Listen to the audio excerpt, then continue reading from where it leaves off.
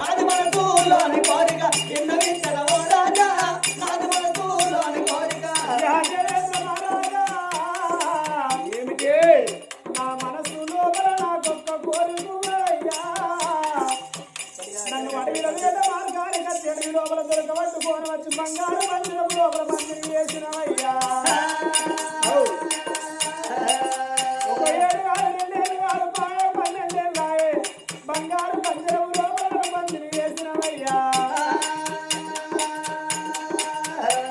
అయ్యా దేవేంద్ర రెక్కలున్న పక్షిని కాబట్టి ఆకాశంలో ఎగిరే పక్షిని చెట్ల మీద పండు బలాలని ముగించేటి పక్షినయ్యా అయ్యా దేవేంద్ర మహారాజా రెప్పలున్న పక్షిని తెచ్చి బంగారు పంజరంలో బందిని చేసినావు నాకు ఒక్క 3 గడిని సెలవు పెడితే భూలోక నగరం లోపల నాకెంత శృంగారమో అడిగంత బంగారమో ఒక్క 3 గడియలు నాకు సెలవిస్తే పోరు ఒక్క గడియ అక్కడొక్క గడియ రాను ఒక్క గడియ 3 గడియల్లో ఆడుకోరు వస్తానన్నది ఆ రాజహంస అయ్యా దేవేంద్రుడు మంటలు మండిండు ఏమే దేవహంస తెలిసి మాట్లాడితివా తెల్లక మాట్లాడితివా నీ అందము నీ సందము నీ వంపు నీ సొంపు ఏమిరా నా సర్వోచ్చమా నీ అందము చూడలేక పట్టుకొని వచ్చి బంధించిన నిన్ను నువ్వు వస్తా పోనొక్క గడియ రానొక్క గడియ అక్కడొక్క గడియ వస్తానంటున్నావు నువ్వు వస్తావా అని నమ్మకలేంది చేతులకెళ్ళి జారిపోతావు అంటావు చెట్ల మీద పడతావు కుట్టల మీద పడతావు నువ్వు వస్తావా అని నాకు నమ్మకమేమి కలిగే వద్దు వద్దు నా మాట ఇను అయ్యా దేవేంద్ర మహారాజా దేవయంస నిల్లెట్ల నమ్మాల రెక్కలున్న పక్షివి కాబట్టి వదిలిపెడితే వెళ్ళిపోతావు అందుకొరకే అన్నారు దేవేంద్ర మహారాజా తేలికే కొండి ఎంత విషం ఉంటది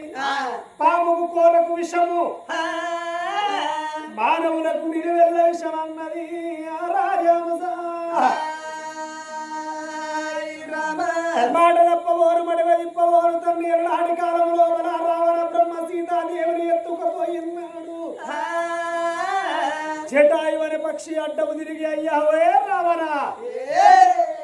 శ్రీరాముని చేతుల్లో సాగు వద్దన్న వినలేదు నాటి కాలంలో జటాయు అనే పక్షి ఎంత గొప్పదో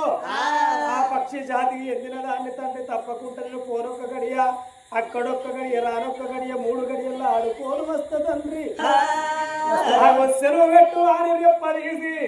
దేవ ఇంద్రుడికి మాట ఇస్తున్నది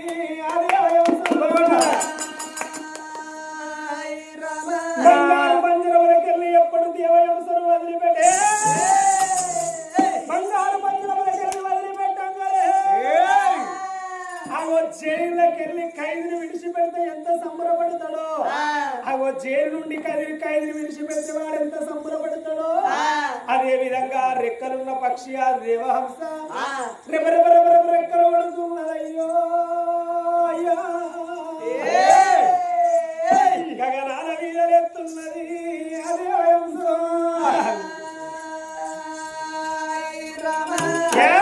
ఆడికెళ్ళి హంసారో హంస బయలు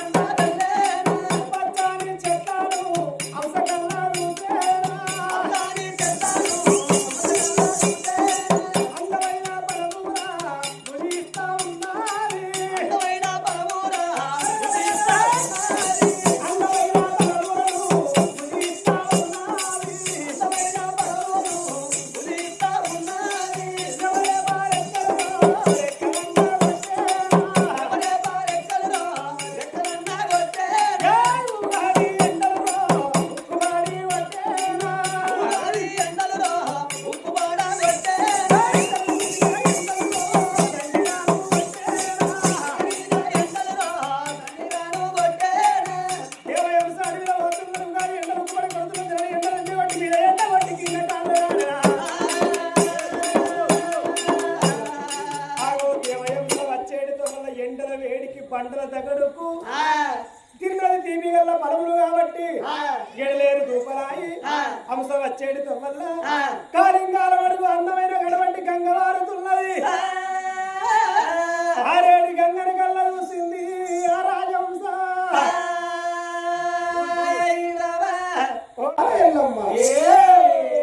అమ్మవారు రేణుక ఎల్లమ్మ పుట్టల్లో పుట్టింది పెట్టల్లో పెరిగింది గవల దర్శనమైన భూషణాలు మానడ గవ్వలు మల్ల దండలు కట్టిన గవ్వలు అందరం గవ్వలు కుంచడు గవ్వలు కూర్చున్న వరించి ఆడదాని పుట్టలేదు అవతారం ఎత్తింది మగవాని పుట్టలేదు మోక్షం ఎందింది రేణుక ఎల్లమ్మ అమ్మవారు రేణుక ఎల్లమ్మ చెమటల పుట్టింది జగవీరమాత రేణుక ఎల్లమ్మ అమ్మవారు రేణుక ఎల్లమ్మ నీ పాదపాదాన 10,000 శరార్థి రేణుక ఎల్లమ్మ ఆవిరెడ్డి కొడుకవో విషవంతుడ మల్లమ్మ నీలమ్మ కొడుకవో నిజవంతుడ మల్లయ్య దేవుడు పుట్టింది బుధవారం పెరిగింది వేస్తవారం ఆదివారం నాడు రారాజు మల్లమ్మ లగ్గం దేవతలందరూ మిత్తోడి కళ్యాణం వాడుతున్నారు నేను బండారి అంటే పసుపుతోడు లగ్గం వాడుతున్నాడు దేవుడు మల్లన్న కాలుకు కాదారి గవ్వగట్టి మెడలోపల నింపోలు పూసగట్టి జడిశెట్టి లాగుదడికి జవదారు పుల్లలు పెట్టి బుల్లి గడ్డం పెట్టి కుస్తీ మిస్తాలు పెట్టి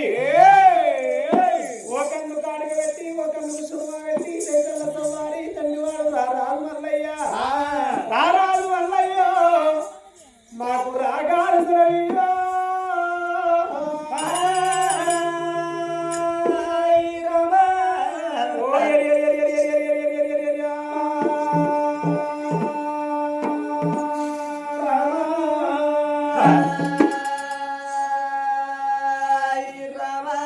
దేవహంస అంటే రెపరెపరెక్కలు కొట్టింది ఆకాశములో ఎగిరింది పండ్లు పొలాలు తిన్నది ఆ దేవహంస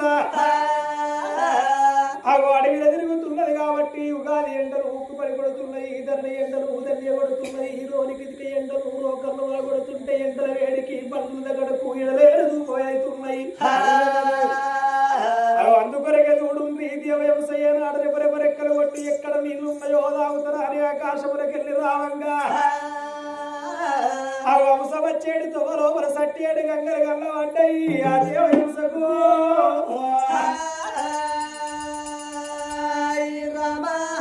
గంగని కళ్ళ చూసింది అరెరెరెరే నా కాడవంటి దూపరైన ప్రాణానికి నీళ్లు దొరుకుతున్నాయా అని అది గంగలోపల తిరుగుతూనే ఉన్నది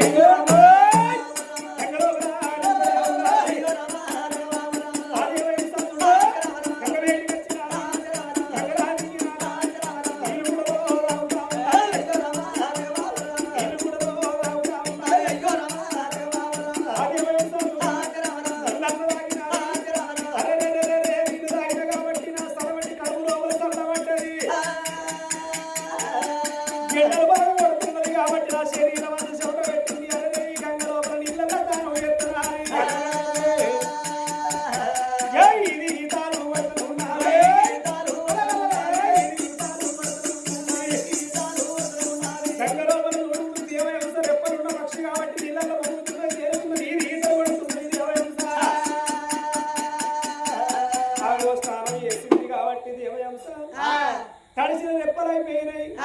ఎదురు పోదామంటే ఎగరస్తలేదు ఆ దేవహంసకు రెప్పలు తడిసినాయి కాబట్టి ఎదురు పోదామంటే ఎగరస్తలేదు ఏమనుకున్నదే రెప్పలు ఉల్లారిన తర్వాత ఆకాశము ఎగిరి దేవలోకం పోతా అవి అన్నది దేవహంస అదే గంగ ఒడ్డుకు కూర్చొని ఆ సూర్యకిరణాలు ఆ దేవహంస మీద పడితే అవి రెప్పలు ఉల్లార పెట్టుకుంటున్నది ఆ దేవహంస